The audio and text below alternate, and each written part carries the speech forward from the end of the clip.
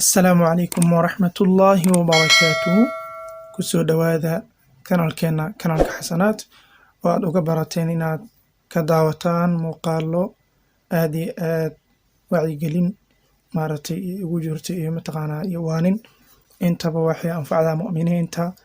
Maanta waxaan idiin wadaa hal qiso oo aan isdhahay bal dadka la wadaag. Qiso cajiib ah way runtii. Maalin maalmaha ka mid ah Cumar bin Khadaab oo jooga xafiiskiisa ayaa waxaa u yimid nin wata canugiisa.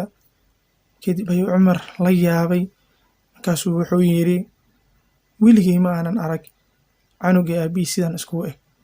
Waa maxay sayid iskugu ekaayeen macnaha? Markaasuu la yaabay. Kadib wiilkii aabihi ayaa yidhi Cumar ma kuu sheegaa in wiilkan uu dhashay hooyadiis oo meyd ah, macnaha inay hooyadiis dhashay markii ay dhalaysana ay meyd ahayd. Cumar aad ayuu u fajacay, markaasuu ninkii si fiican u soo fiiriyey. Kadibna wuxuu ku yidhi sidee sidee ku dhaceen, bal si fiican iiga sheekay. Ninkii ayaa wuxuu yidhi maalin maalmaha ka mid ah ayaan waxaan isu diyaariyey safar in aan galo oo aan safro. Kadibna canugii hooyadiis ayaa waxay igu tiri sidee nooga tegaysaa, anigoo xaamilo ah, sidee nooga tegaysaa, ma joogtid oo aad sugtid inti mataqaanaa bal aan ka umulayo. Kadib ninka ayaa wuxuu go'aansaday inuu baxo. Kadibna albaabka intuusan ka bixin ayuu hooyadii cunugii caloosha ugu jiray ayuu caloosha ka taabtay. Kadibna wuxuu yidhi ilaahayow, wiilkan ama canugan adiga ayaan kugu amaanaystay, macnaha adiga ayaan kaaga tagay. Sidii ay safarkiisii ku galay. Carabtu way safri jireen, safarkan waqtigaa ma sahlanaynoo mataqaanaa midka hadda diyaaradaha la iska raacaya ama tareenada oo hore laga soo cararayo ma uusan ahayn. Safarka mid adag ayuu ahaa.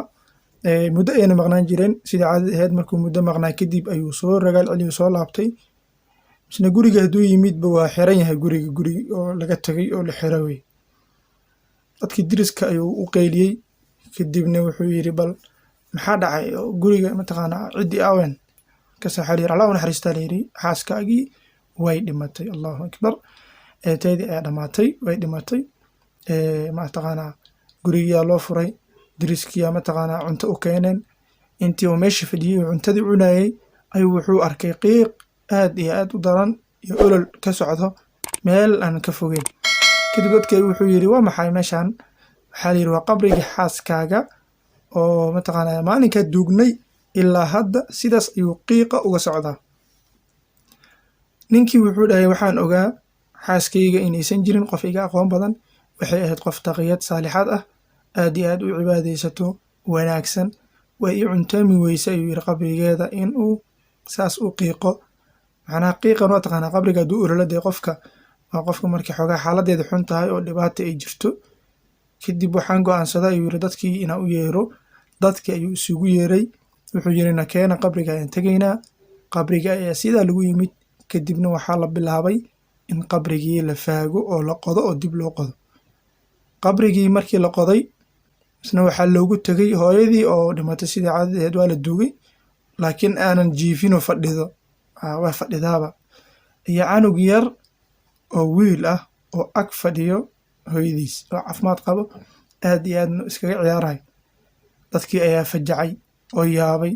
Isla markiiba waxaa meel dheer laga maqlay cod dhahayo amaanadii kii lahay aawa, amaanadaadii waatana aad alla ku amaanaysatay ee amaanadaada meesha ka qaado. Macnaha qabriga wuxuu u ololayay oo u qiiqaya maba ahaynba qofkan inay cadaab iyo dhibaato haysatay. Fariin Allah subxaanahu watacaala u farayay ayay ahayd addoonkii amaanada u dhiibtay.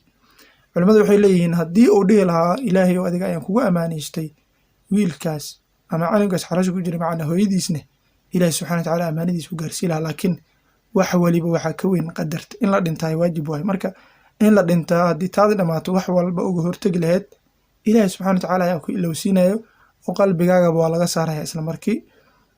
Kadibna maaragtay xukunkaas ayaa maraysa oo qof walba bani aadan uu marayaa.